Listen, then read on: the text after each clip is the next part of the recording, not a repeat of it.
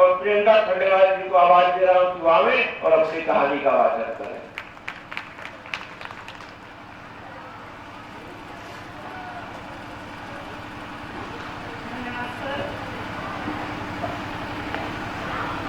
Sir, चूंकि मैं मथुरा से हूँ और वृंदावन, मथुरा वृंदावन वर्ल्ड फेमस है, पूरे विश्व में प्रसिद्ध है। तो मैंने वहाँ पर जो वृंदावन है और वहाँ पर जो बंदरों का आतंक है, मैंने उसको लेकर एक छोटी सी कहानी पिरोने की कोशिश की है, जिसका शीर्षक है डिब्बे में भूख। मेरे तो गिरधर गोपाल दूसरो न कोय, जाके सर मोर मुकुट मेरो पति सोए।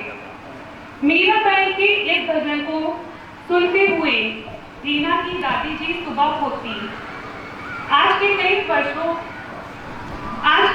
बाद एक बार फिर माखन चोर मुरलीधरन की ब्रज नगरी जाने का सौभाग्य दादी जी को प्राप्त होने जा रहा था, जिसके कारण दादी जी बहुत खुश थी।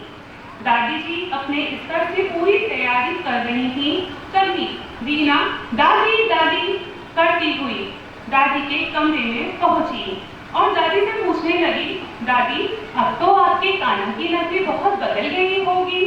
दादी ने रीना से कहा, मुस्कुराते हुए पहले देखा और कहा, बेटा 30 साल पहले और अब 30 साल बाद उसको बदलाव आया ही होगा कान्हा की नगरी में।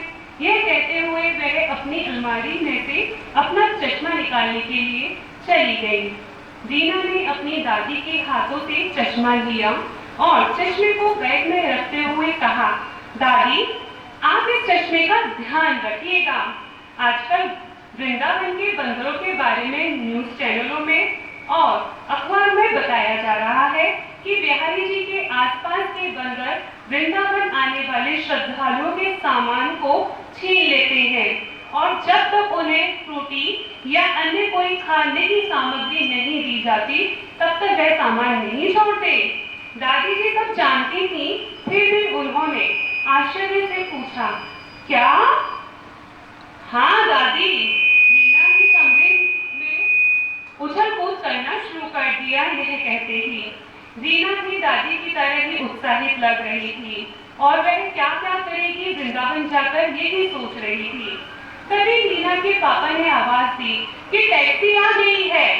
अब रीना के मन में चल रहे सभी प्रश्नों पर विराम चिन्ह लग चुका था। वह फुर्ती से टैक्सी में जाकर दादी के पास बैठ गई। तभी रीना ने मम्मी से पूछा, आपने मेरे पसंदीदा बिस्कुट रखे या नहीं? मम्मी ने हाँ में उत्तर देते हुए कहा कि बेटा मैंने बिस्कुट तो रख लिए हैं, लेकिन शैतानी मत करना। क्योंकि हम सभी जानते हैं बच्चे जो होते हैं वो नटखट होते हैं, तो उनकी मम्मी उन्हें समझा रही हैं। वह चुप होकर और मुंह बनाकर केवल शांति से मम्मी की बातें सुनती रही। स्टेशन पर ट्रेन खड़ी देख सबने फुर्ती से कदम बढ़ाने के लिए अपना कार्य शुरू किया और ट्रेन में अपनी सीट पर सब जाकर बैठ गए। ट्रेन अपनी रफ्तार से आगे बढ़ रही थी। 5 घंटे का सफर पूरा कर जब ट्रेन भोपाल से मथुरा स्टेशन पर आकर रुकी और सभी स्टेशन से बाहर निकले तो सभी ने देखा कि वहां बहुत भीड़ है और दादी इसे देखकर बहुत हैरान हो गई। जब वह आई थी तब के नजारे में और आज के नजारे में जमीन आसमान का अंतर उन्हें दिखाई दे रहा था।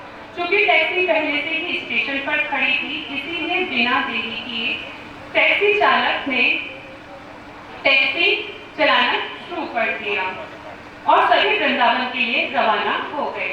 वहां धर्मशाला के कमरे में पहुंचकर सबने कुछ समय आराम करने की सोची। बारिश का मौसम था और ठंडी ठंडी हवा चल रही थी। थकान अधिक होने के कारण बिस्तर पर लेटते ही दादी जी को कब नींद आ गई दादी जी को पता ही नहीं चला। दादी जी का चश्मा अभी भी चेहरे पर ही लगा हुआ था। तभी रीना की निगाहें दूर बैठी एक बंदर पर पड़ी। वह दादी जी के चश्मे को बहुत ही गौर से देख रहा था। यह देख रीना ने तुरंत दरवाजा बंद कर दिया। थोड़ी देर बाद दरवाजा बंद करने करने के थोड़ी देर बाद जब रीना ने देखा तो देखा कि बंदर बगल वाले कमरे से किसी का चश्मा और पर्स लेकर बाहर गैलरी में बैठ गया है। रीना ने जब बाहर झांका और उसने देखते ही सोचा कि अब ये किस तरीके से चश्मा लिया जाए, पर्स लिया जाए, तो उसने थोड़ी देर सोचा। उसके बाद उसकी निगाह अपनी दादी जी की छड़ी पर गई। उसने दादी जी की छड़ी ली और उसने देखा कि यहाँ पर जो नीचे श्रद्धालु हैं वो जो बंदर थे उनके ऊपर उसको देने के लिए फ्रूटी और जो केले थे उनको दे रहे थे, लेकिन पहुंच से बाहर होने के कारण बंदर उन्हें नहीं पकड़ पा रहा था। अब चूंकि जो रीना थी उसे पता था कि मैंने भी फ्रूटी पी थी, तो उसके जो फ्रूटी के डिब्बे थे वो जो डस्टबिन न होने की वजह से उसने अपने पैकेट को अपने थैली में ही रख दिया था। तो उसने उन डिब्बों में फूंक मार मारकर बाहर बंदरों की तरफ फेंक दिया। जब बंदर ने देखा कि डिब्बे बाहर पड़े हुए हैं तो उसने सामान छोड़ दिया, और जब सामान छोड़ा तो उसके बाद उसने बंदर की जो दादी की छड़ी थी उससे सामान को खींच लिया। दादी ने जब देखा हड़बड़ाते हुए कि किस तरीके से ये आवाज आ रही है, तो दादी जी उठी और उठ के जब देखा तो जो रीना थी उसके हाथ में पर्स और जो चश्मा था वो लगा हुआ था। दादी ने रीना से पूछा कि ये क्या हुआ, ये तुम्हें कहाँ से मिला? तो रीना ने कहा कि दादी ये तो बंदर ले आया था, जो बगल में रूम है, कमरा है, उसमें से बंदर ये लेकर आया था, तो मैंने ना सामान निकाल जो बाहर पड़ा था उसको ले लिया है। इतना कहना ही था कि रीना के पास जो बगल में कमरे में जो ठहरे हुए थे जिनका सामान बंदर लेकर आया था वो आए और उन्हें शाबाशी देते हुए कहा कि बहुत बहादुर बेटी है, और आज अगर बच्चे ने सोच समझ के सूझबूझ से काम नहीं किया होता तो ना तो आज मेरा चश्मा ही मिलता और ना ही मेरा पर्स ही मुझे मिल पाता।